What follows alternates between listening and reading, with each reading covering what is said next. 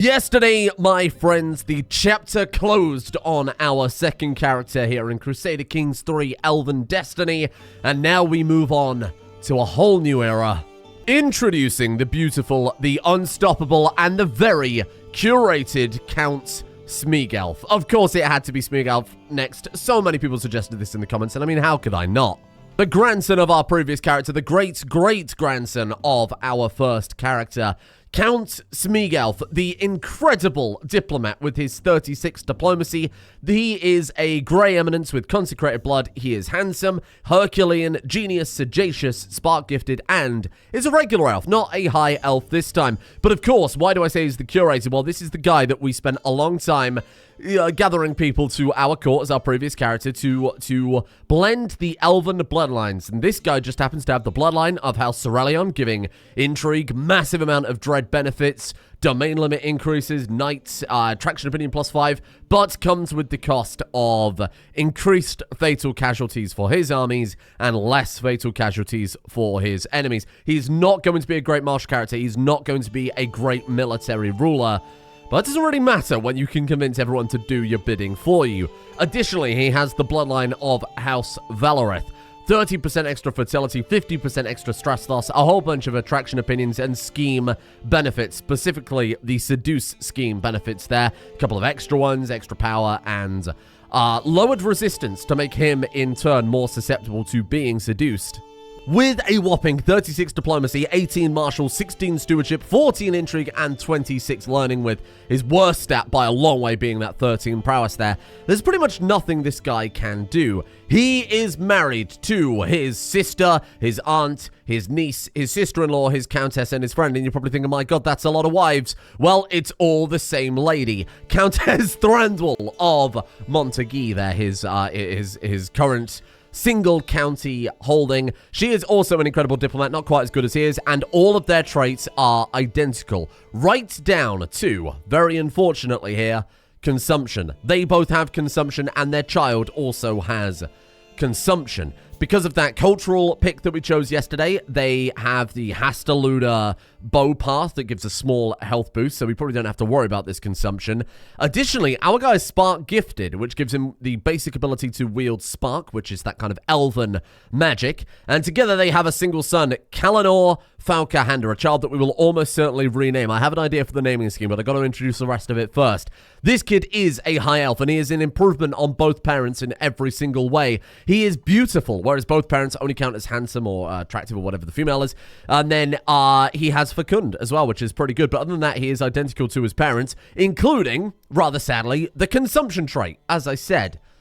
So, here we are. What is the plan with this guy? Well, our first character carved out a realm. Our second character helped build it, expand it, and more importantly, stabilize it. And I love that idea going forward for the rest of the series, so that's something we'll stick to. Our current guy will be the character to go out there, expand the realm, conquest and carve out a new area of his own, and maybe his direct successor will be the one to stabilize it. Then we play our next character, we'll bounce to somewhere else in the world. Kind of that on and off style of play. And I think that's kind of fun. So this guy's really going to manifest destiny and get away from Western Europe, which is already well underway of being conquested by our Elven dynasty here.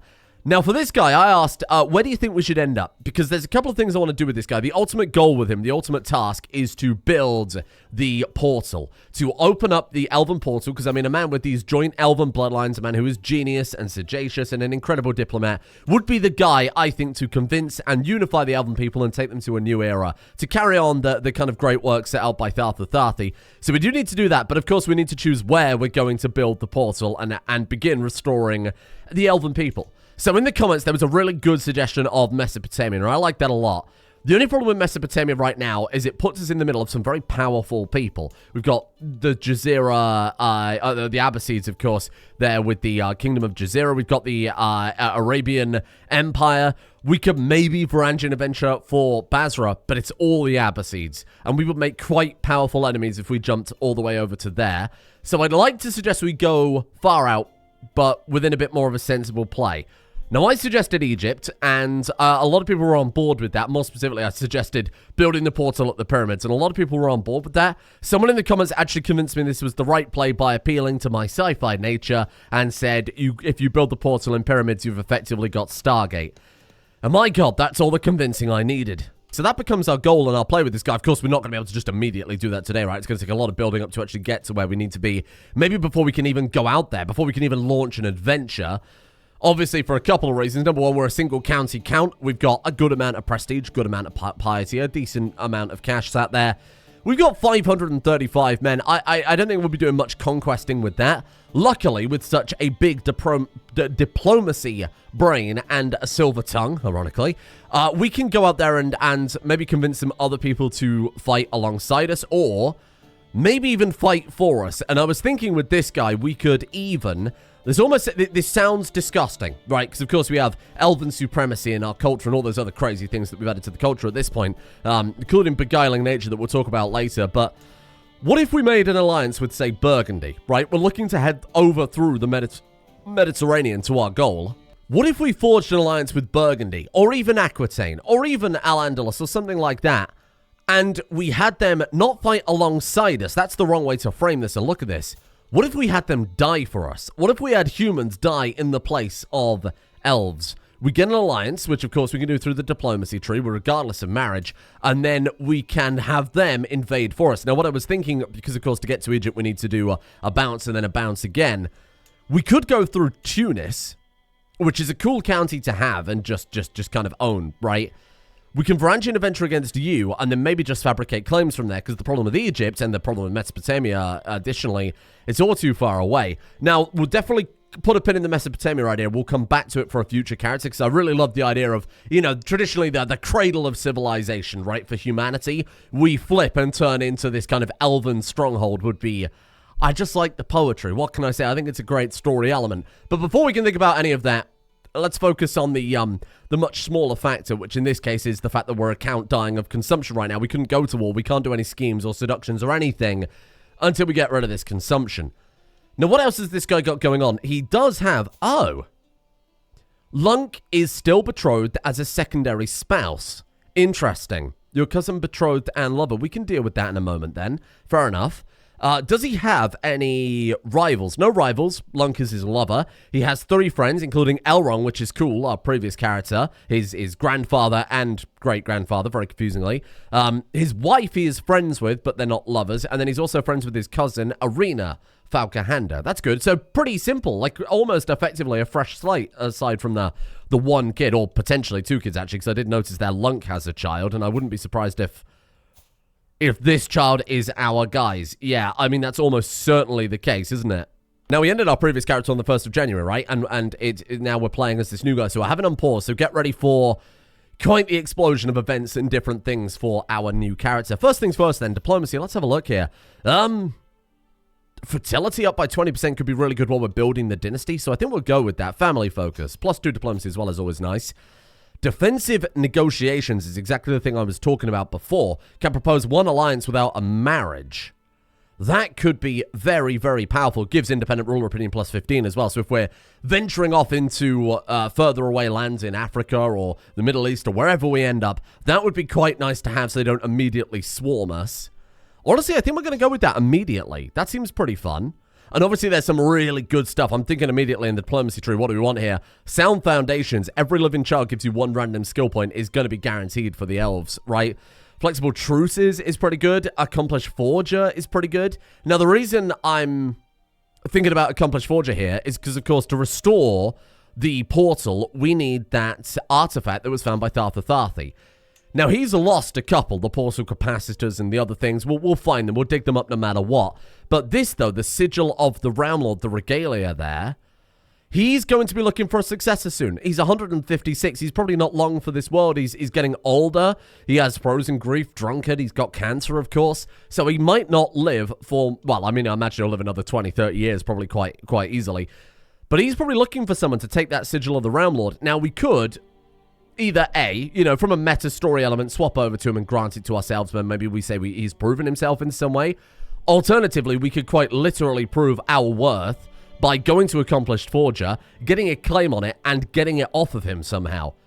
I mean, what other way to prove you're worthy of this sigil than finding a way to get it through your own skill? So I'm open to either of those things, but of course we can't put the story on pause because of missing artifacts and stuff like that. That'd be a bit bizarre. We've also got another perk here. What is this? Ooh. To be fair, leadership lifestyle is something this guy will absolutely be jumping into quite frequently. I think that's an easy choice here. Pluralistic unity. Opinion of different cultures up by +40. They're still human. We're still going to look down at them. We don't care. Ultimately, I'm the one in charge of this character, right? And I'm going to say, no humans. So we keep them at arm's length. Different culture opinion of our guy, though, is going to be quite key if, again, we're flying off to the Middle East or Africa or wherever. So I think that's quite good. We've got a nice defensive start going here. And is this... Oh, there's the betrothal for Lunk. He's offering it to us. I don't know why we weren't allowed to finish that, and why this guy isn't the one doing the marriage, and why our previous guy wasn't the one doing the marriage, because he was landed for ages before we started playing as him, obviously. How bizarre. Okay, yeah, there it is then. And there's the child. I've spent many sleepless nights worrying about my daughter Robbie and what would happen to her if the truth came out. Now that her mother, Countess Lunk, and I are finally wedded, my old fears lay to rest. She's a wild oat, but that does confirm that it is their kid. Again, that's a minor setback, isn't it? It's not really super relevant. That kid needs to be educated immediately. So, for our naming scheme then, this is important. I'm open to a lot of suggestions. I've tried thinking of a few in advance, and I'll be honest, it's all shit. It's really just all terrible. Egyptian Elven name hybrids. Is it a bit preemptive? Maybe this guy will die long before we reach Egypt. Is it a bit preemptive? Yes. But that's his goal. Look at him. He's got his sights set on something better, something higher. He was born for something, quite literally, to unite the Elven bloodline. So this should be the guy to do something grand there. So let's commit to this naming scheme early on, I think. Is there anything else I want to check before I unpause? Our liege, Duke Thaldir, likes us a lot. Is your father, half-brother, and cousin. Father, half-brother, cousin, brother-in-law, liege, and Elrond's chancellor. Good stuff. I've got the important people pinned over here. Count Failmir. Who was Failmir? We don't need to worry about Failmir anymore. That's from our previous character. We've got Þarþuþhaþhi up there. Obviously going to be pinned. We need to know everything about him. We really like him. He really likes us. That's nice. Smeagolf, not really relevant because, of course I know him. He's me. We've got Elrond the Beguiling. Friends with him too. A very good ally to have. And then the other people I've got pinned here are the characters with the bloodlines that we may eventually want to marry into. Elves live, of course, a lot longer. They have many more years of fertility. Our guy could be 70 and marry the kids that eventually come out of some of these unions. Sadly, they haven't had a daughter yet. And what about you? They do have a daughter with the bloodline, Meliantha Fauca-Hyanda. I guess this is disturbing and makes me deeply uncomfortable to say it. I guess we'll keep an eye on her for when she can be married. It's medieval times, okay? It's a different era. It's weird. You've just got to separate reality from it occasionally. Oh, what's Lunk done? Oh, she's a fornicator. Yes, I think we will pardon her. She fornicated with us, so that makes sense. So then, our guy is gregarious, calm, and honest. It makes him very easy to play. He seems like quite a...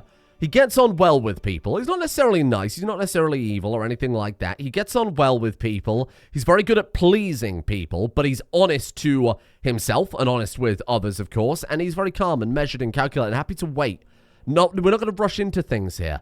I think that's an interesting character to play. Again, I wouldn't say he has any particular morality here. He hasn't killed anyone, has he? No murders, nothing. Nothing to worry about.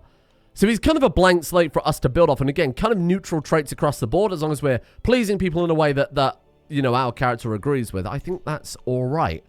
So then, is there anything else to do here? We can negotiate alliances. Let him cook. We're not going to do that because, of course, if we negotiate alliances early, we might miss out on getting more valuable alliances. Like with this guy, 3,800 troops if we get an alliance with Wessex. So, I mean, let's just assume right now, in a fit of madness, I went on a Varangian adventure right away. We need 1,000 prestige. We get, like, 2,000 men with a Varangian adventure, right?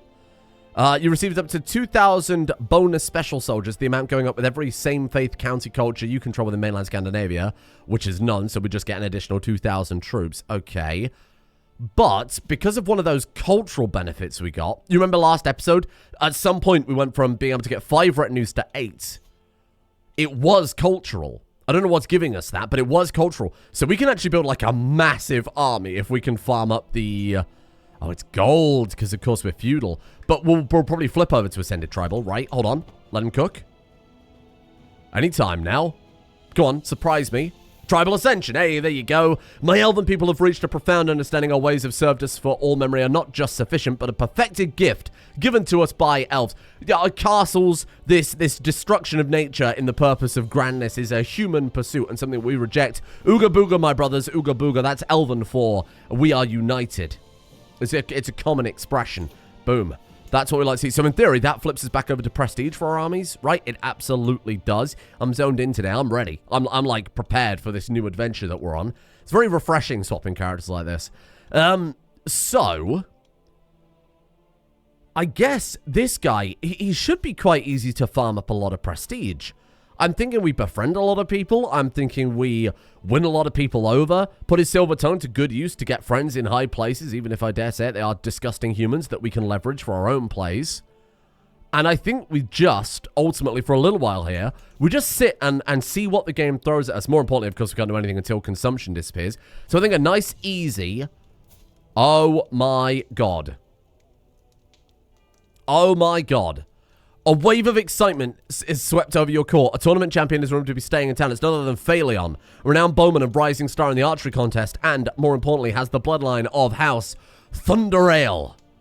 Oh my... Wait, is that the final bloodline we needed, the blue one? I think it is, if I'm not mistaken. Hold on. We've got orange.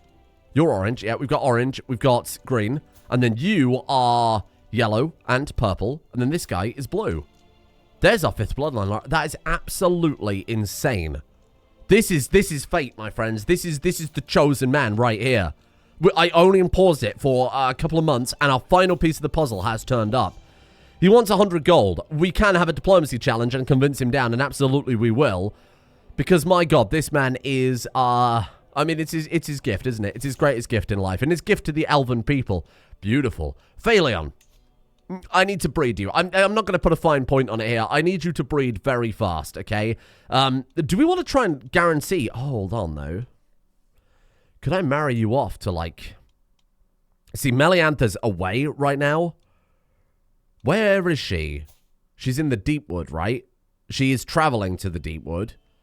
Okay, but who's her liege? Is she a hostage, then, in a different realm? Okay, that's annoying, but that's fine. That's okay. Maybe they'll have another kid. We could either marry him, or attempt to marry him, to someone like, I don't know, maybe like Bildu. Maybe this guy dies.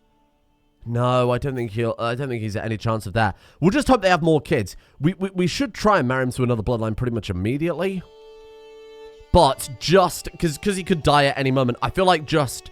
propagating the bloodline he's already got, get it in play, is good enough for me. I think we'll start with that. What are you doing? You're learning a language. Sorry, I should have checked that. He's learning the language of Baron Othom. What's your language, Baron Othom? Send welcome my appreciation. Grows close to forming a friendship with you. Sure. Oh, right. Yes. That's probably a good language to learn while you're in France, right? Okay, yeah, let's do that. Scribe some we're going to learn medieval French. An odd smell. I hope that's not related to the fact that your sister wife is now pregnant. Wake you up in the morning beside my cousin Lung. Don't have to say it like that. I sigh and stretch out languidly, only to catch a glimpse of my beloved wrinkling her nose. Listen, Smeagolf, as if the words were tumbling out of her mouth. This is difficult to say, but you've been smelling particularly fresh recently.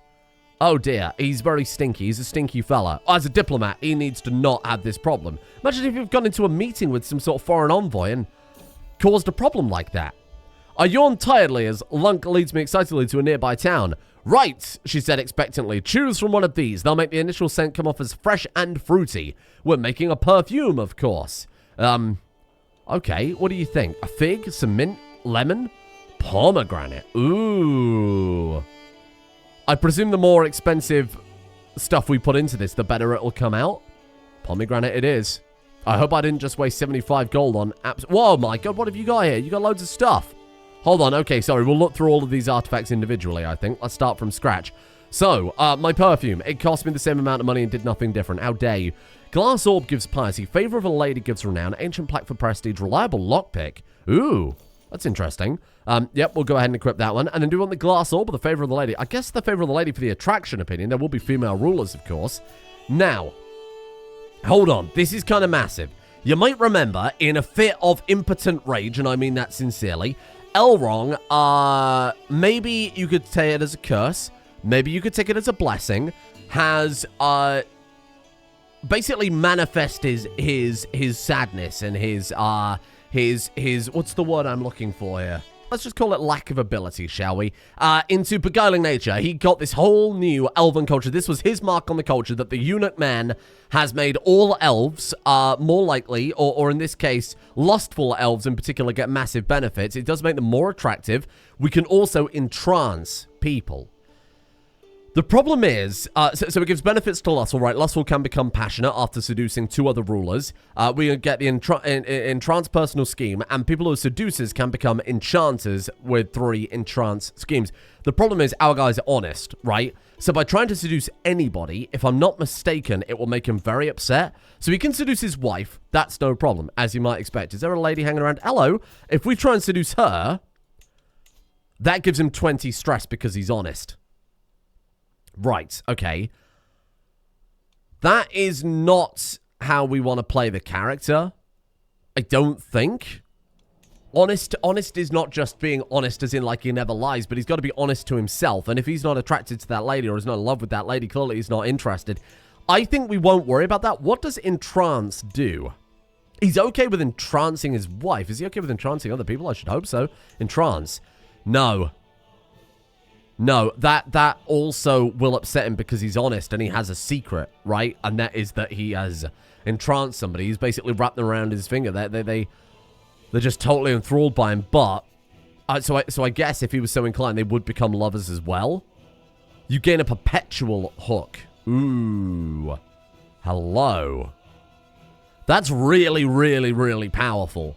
Now, entrance, I could see him doing for diplomatic reasons. Not for love reasons, not for seduction reasons, but to just have people completely at his mercy so that he can do his diplomacy a little bit easier. It's powerful and rough diplomacy, and I think it's not very becoming of him, but it is something we have the option to do so. So you can just, like, entrance your wife. Interesting. Shall we try it? He's actually okay with that. Okay, let's give it a go, then. I must have her under my thumb. I am a radiant tempest of spark and grace. She won't be able to resist me as soon as, and will soon just be another thrall. I don't like the idea. So thrall is quite the actual word then. I don't like the idea of her being a thrall. Maybe we should have just seduced her instead. I could also feast and entangle her there, or I could stalk around my holding. Let's not do that. Turning people into thralls, I think, isn't exactly his way. Well, I mean, it could be. Calm, honest, gregarious. I don't think there's anything to suggest not. He really likes his wife. They're friends. He doesn't want to thrall out of her, let's be honest. Let's just seduce her instead. Let's seduce her instead. Why not? If we get all those seduction benefits, we might as well try it in the only way that we can here. Sorry, what was that called? To war? It's an alliance, so we don't really have a choice. Yeah, sure. We'll join you. Hello. Oh, perfume. After my choice a week ago, I've forgotten about Lung's quest to fabricate me a fragrance. I only remember when she stopped dead in the street and wheeled around, dragging me to a spice merchant. Cardamom, nutmeg, cinnamon, or frankincense. What is this doing? Should I just keep shoveling money into this? You're goddamn right I should. Why should I? Because he's a diplomat. And his lover has just told him he's very stinky and it's going to be off-putting to people. He's going to be quite incensed about that. Good lord, the treasury, it cannot, sir, it's going to burst. Okay, hold on a second. Let's check our council here. So, who have we got? Have we got the best ones possible? They are human. I don't like this. Phaleon can replace. Phaleon the elf can absolutely replace that random human. We need a better diplomat, too. Oh, God, we've got no elves in court. Oh, dear. Steward? Oh, dear. Spymaster. Ooh, Spymaster can be Lunk. Well, that's good. We'll swap those out. That's good news. That's good news. Okay, so we've got 3 elves on a council. I can't really do much with the other people, unfortunately. Okay, well, try as you might. Sadly, there's not much we can do with that. Let's get you collecting taxes, increasing development in a place we might end up leaving. Probably not going to be super relevant, I'll be honest with you. We could sell some artifacts. That's not a bad play, given that we've got spare, and I don't think we need the glasswork orb. Auction it off. 67 gold. There you go. God, I hope there's not many more events about this perfume. Okay, good news. Good news. The child is cured. Esteban praised. Great news. And they've lost the war immediately. Well done. Hopefully, that means that both of the other 2 are almost out of the consumption as well. That'd be lovely. We can also marry a secondary spouse. Do we just let him cook? Do we just leave it and see if when she comes back from wherever she's visiting, or maybe they have another kid, or Celestia? Celestia's unmarried. Oh, hold on. She's a high elf. Hold on. Where is she? She's regent. Oh, God, she's regent. It's not loyal enough to consent to being married off. Shit. How long until you're of age? I would like to marry your mother. Keep a very, very, very, very, very close eye on her. What? Although there is no way to prove it, my brother, Duke Elf Capone, has brought forward evidence that Felurian is not the son of my brother-in-law, Duke Finnereth, but he was fathered by none other than him. Elf Capone, what have you done here? Have you noticed how they all look very Targaryen? I've already said this. They've all got, like, white hair and, of course, with albino, very pale complexion. Our guy especially, look at that. The piercing purple eyes mark them as Cerulean. We're making, and of course he's married to a sister, we're making Elven Targaryens here. How very messy. Ooh, a son, Thaldir. There you go. Oh, he's better. He's also beautiful. Hey, wait, was that better than... Oh my god, wow. Didn't come out a high elf, but you know what? I think I'll still take him for some reason. I think I'm alright with this. Thaldir, I'm gonna call you... Oh god, Egyptian elven names. Give me 1 second, please. This is the hardest homework I've ever given myself. What about Finway-Egypt? Oh, that's...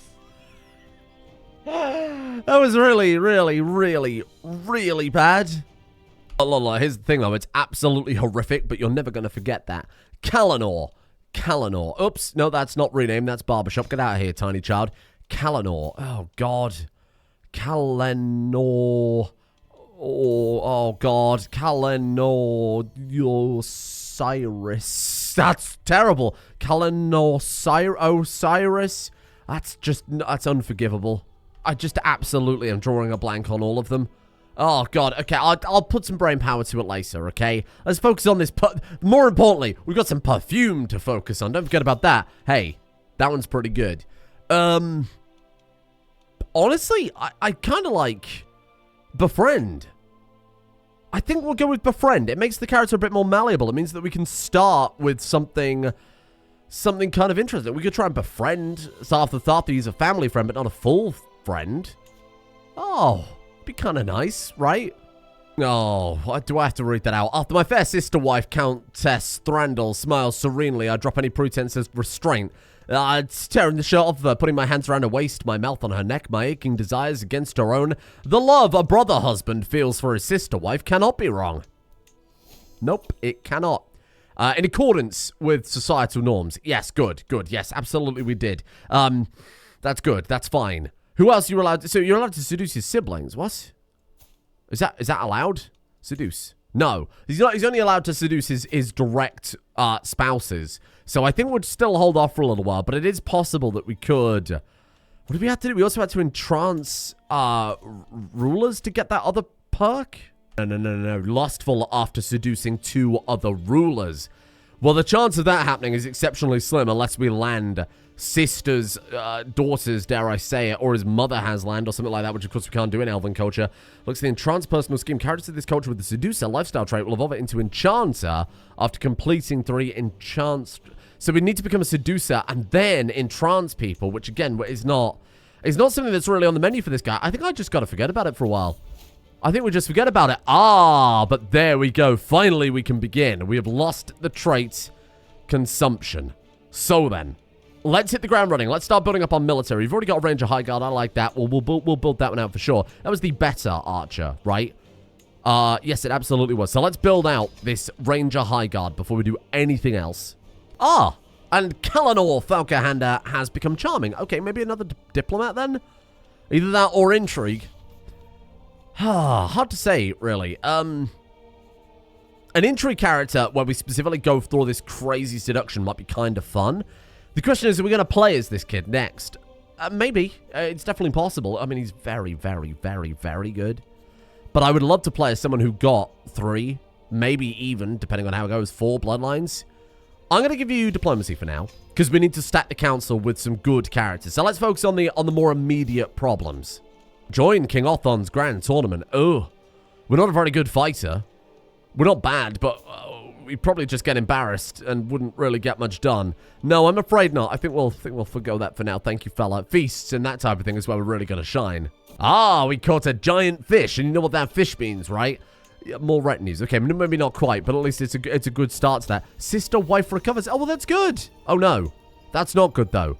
Father in prison, cousin imprisoned. Why? He's had an extramarital affair with his cousin, High Priestess Elara. How could he defile the sanctity of his marriage? Because that's a very important thing in elven culture. And again, as an honest man, we can't be doing that. I never would have thought my own father called to become regent. Ah. Okay, take the prestige in this situation.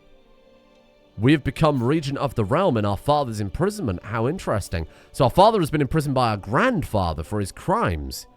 This is a messy situation, isn't it? And I mean, ironically, maybe the reason why he went out there seducing people, or why he couldn't say no to it, is because of Elrond. Because of Elrond and that curse he unleashed on elven culture. My God. Okay, well, swing the scales. I'm not spending money on that. I'll happily leverage piety. That's fine. Spend some piety. Let's keep ourselves entrenched here. Maybe we can do something big with this. And there we are. She's carrying a child conceived through a sinful union. So it was very recent then. So it probably was the curse of Elrond that caused that. Oh my God, Elrond.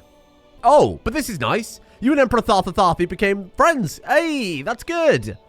Beautiful. Ah, don't know what I expected, but that's pretty good, eh? What we should be doing now, sister, wife, and courage of chivalry. Another 75 prestige, you don't say. What we should be doing now, then, is having a look at our potential alliances. Duke Finareth, for example. And maybe going and befriending him. We can befriend whoever we want. With 38 diplomacy, or 41 diplomacy at this point, you can befriend whoever you feel like. Court politics to give plus 11. Do we need that? Do we need 48 diplomacy? Probably not. Now that you mention it, probably not. No, we'll just stick on assist ruler. Thank you, wife. Do you want to embezzle? Do you want to embezzle? What does that mean? 5 times. What is that? You gain 715 gold 5 times, do I? Do you want to embezzle, though? You gain a secret, embezzler. Your high stewardship allows you to siphon control for your liege's counties. He's an honest man. He is an honest man. Would he embezzle? How are we interpreting honest? He values truth and sincerity. Sincerity. Oh, I don't like that. Ugh.